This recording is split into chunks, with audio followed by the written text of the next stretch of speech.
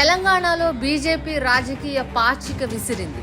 కవితను లిక్కర్ కేసులో నిందితుల జాబితాలో చేర్చేసరికి కేసీఆర్ ముందరి కాళ్లకి బంధం పడింది. కుటుంబ బంధం బీఆర్ఎస్ ను కుదిపేస్తోంది.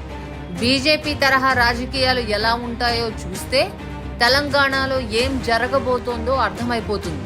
వార్తల వెనక వాస్తవాల కోసం ఇన్స్పైర్ మీడియాను తప్పకుండా సబ్స్క్రైబ్ చేసుకోండి. భావన గవాలి, ప్రతాప్ సర్నాయక్, హసన్ ముష్రిఫ్, యామిని జాదవ్, ఛగన్ భుజబల్, అశోక్ చవాన్, బాబా సిద్దికి, అజిత్ పవార్, దిగంబర్ కామత్, సువేందు అధికారి ఇలా మహారాష్ట్ర, బెంగాల్, గోవా లాంటి రాష్ట్రాల్లో ప్రాంతీయ పార్టీల నాయకులు బీజేపీలో చేరిపోయారు. వీళ్ళందరిలోనూ కామన్ విషయాలు కొన్ని ఉన్నాయి. అందరి మీద కేంద్ర దర్యాప్తు సంస్థల కేసులున్నాయి. ఈ రాష్ట్రాలన్నిటిలోనూ బీజేపీ బలపడే ప్రయత్నాల్లో ఉంది.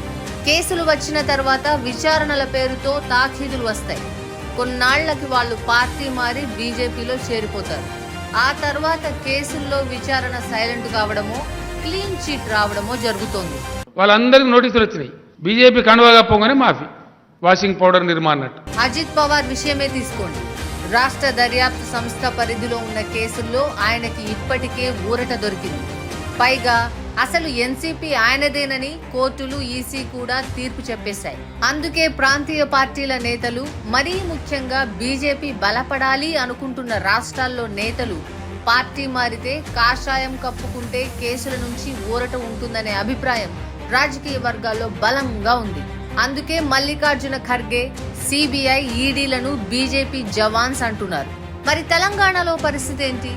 నిందితుల జాబితాలో కవిత చేరిన తరువాత రాజకీయం మారుతుందా?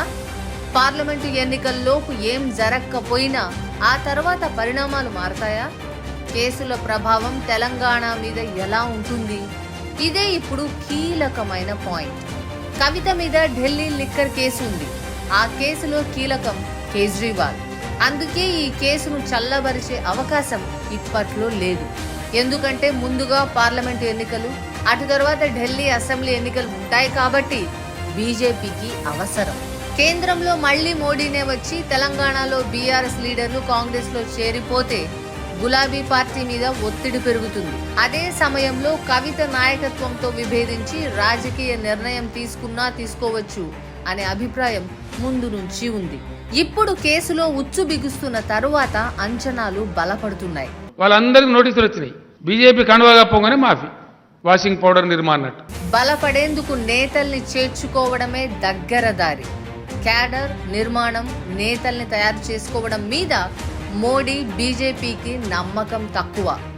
పక్క పార్టీల నుంచి పేరున్న నేతల్ని లాక్కోవడం, బల ప్రయోగం చేసి గెలవడం. తెలంగాణలో కాంగ్రెస్ అధికారంలోకి వచ్చిన తర్వాత జాతీయ పార్టీగా బీజేపీకి అవకాశాలు పెరిగిన సంకేతాలు. అందుకే తెలంగాణలో బలపడేందుకు లిక్కర్ కేసు దగ్గర దారి అవుతోంది. ఇదే జరిగితే కాంగ్రెస్ కి కూడా రాజకీయంగా లాభమే ఉంటుంది. కాంగ్రెస్ కి రేవంత్ రూపంలో బలమైన నాయకత్వం ఉంది. బీజేపీ గనక ఎదురుదాడికి దిగితే కాంగ్రెస్ వర్సెస్ బీజేపీ అనే పిక్చర్ వస్తే ఓట్ల పోలరైజేషన్, కుల మత సమీకరణలు కాంగ్రెస్ కి ఎక్కువగా ఉపయోగపడతాయి. అందుకే తెలంగాణలో కవిత కేసు రాజకీయాన్ని మలుపు తిప్పడం ఖాయంగా కనిపిస్తోంది. మీకేమనిపిస్తోంది? మీ అభిప్రాయాన్ని కామెంట్లో చెప్పండి.